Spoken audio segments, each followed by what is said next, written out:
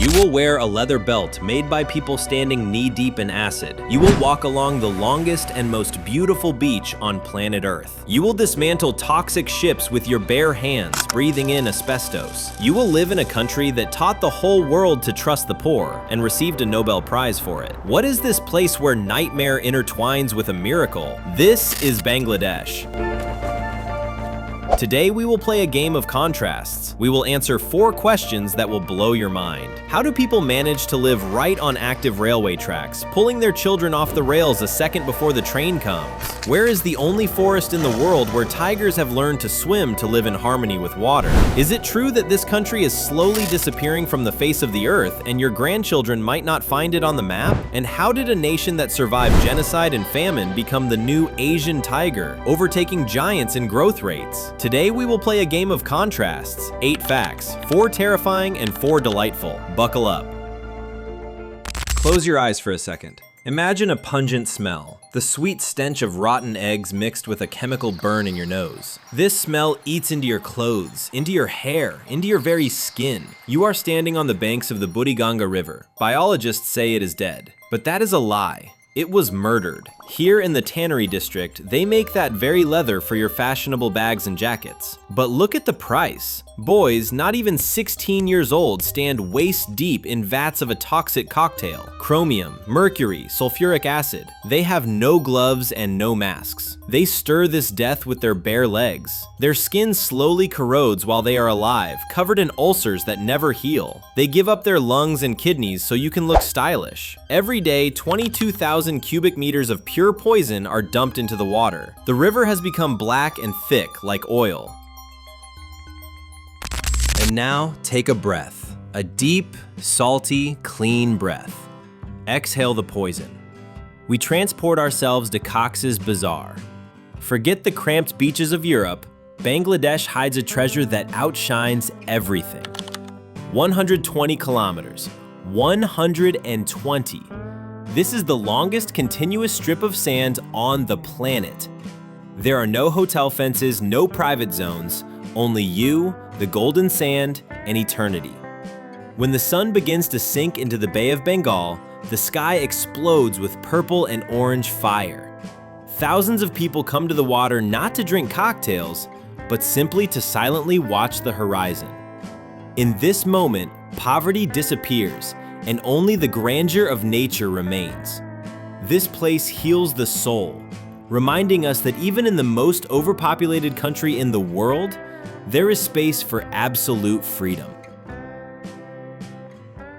Let's return to industrial hell, Chittagong, the beach where ships die. Have you ever seen ants devour an elephant? Here, people do it. European companies squeamishly send their steel trash here, and here, the nightmare begins. People, looking like ghosts in fuel oil, cut ship steel with gas torches, without insurance at a height of 30 meters. One wrong move, and you fall into an abyss of rusty, sharp metal. The air here is gray with asbestos. Gas explosions and fuel tanks tear people apart, but the conveyor belt never stops for a second. The body is taken away and another takes his place. Because hungry children are waiting at home. Your goods from AliExpress sailed on these ships.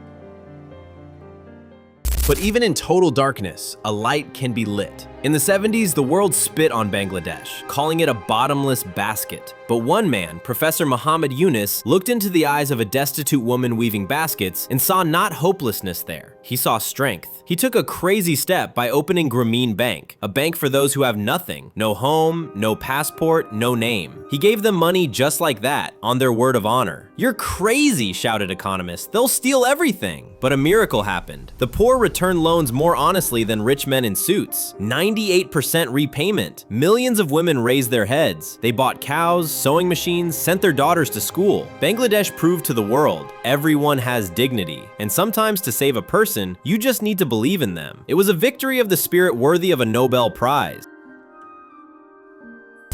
You complain about a small kitchen? Welcome to the slums of Dhaka. There is so little space that people live on active railway tracks. Think about it. Your living room is the railroad ties. Your bed stands a meter from a steel wheel. Life boils here. Vendors lay out vegetables right on the rails. Children play tag. Mothers cook rice. But suddenly, a horn. The piercing, terrifying howl of a locomotive. They have seconds. Vendors grab baskets. Mothers yank children from under the wheels. Everyone presses against the flimsy walls of the shacks. The train rushes past with the roar of an earthquake. The wind hits your face, dust clogs your eyes, death passes 20 centimeters from your nose. The train is gone, and in a moment, the market is back on the rails, and right there, children are playing again. This is not life, but like roulette, which whole families are forced to play simply to exist.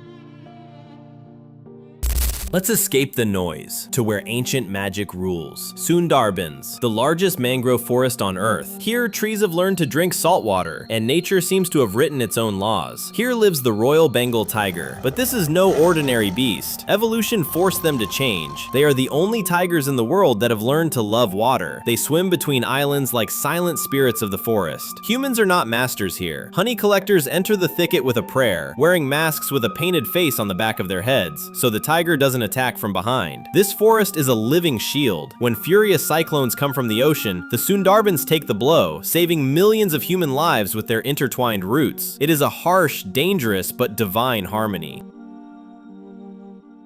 Imagine you come home and there is no home. Instead, the sea. This is the reality of Bangladesh. The country pays the most terrible price for our comfort, for our factories and cars. Glaciers melt, the ocean rises. Bangladesh is flat as a table. The water comes not with war, it comes quietly. Salt water poisons the land. Where rice grew yesterday, today is dead mud. By 2050, the ocean will bite off a piece of the country where 20 million people live. Imagine 20 million refugees. That is more than the population of many European countries. They have no choice. They gather their belongings in a bundle and walk into nowhere. And the scariest feeling is powerlessness before the water, which slowly, centimeter by centimeter, erases the history of your people. But if you think Bangladesh is a country of victims, you are mistaken. Look into their eyes. You will see fire in their eyes. Bangladesh is a phoenix. A country drowned by floods, torn by wars, and strangled by poverty, has risen from the ashes. Today, it is an Asian tiger. The economy is growing at a furious speed. They build bridges 6 kilometers long across turbulent rivers with their own money. They launch satellites into space. Bengalis are a nation with an iron spine. They cannot be broken. They smile, standing knee-deep in the water of a destroyed house, and say, "We will build a new one." Their hospitality knocks you off your feet. They may have no food, but they will give a guest their last. This is the victory of life over circumstances. Bangladesh is not just a dot on the map. It is a mirror that we are all afraid to look into, because in it we see our sins, our greed that poisoned their rivers, and our indifference to their labor. But in it we also see what we may have lost: incredible strength of spirit, the warmth of community, and the ability to rejoice in the sun even when there is a storm around. We took you through 4 circles of hell and 4 heavenly spheres, from poisonous leather to the sacred forest, from life on the rails to an economic miracle. And now, the last question. The most honest one. If before birth you were given a choice, to be born in a golden cage, in a rich, safe country where everyone is locked in their comfortable loneliness and depression, or to be born here in Bangladesh, where every day is a battle for bread, where there is dirt and danger, but where you will never, do you hear? Never be alone, because behind you stands a family and a 1,000-year-old culture. What will your soul choose? Comfort of the body or the living warmth of the human heart? Write your choice in the comments, and subscribe. We show the world that hurts, but which is impossible not to love.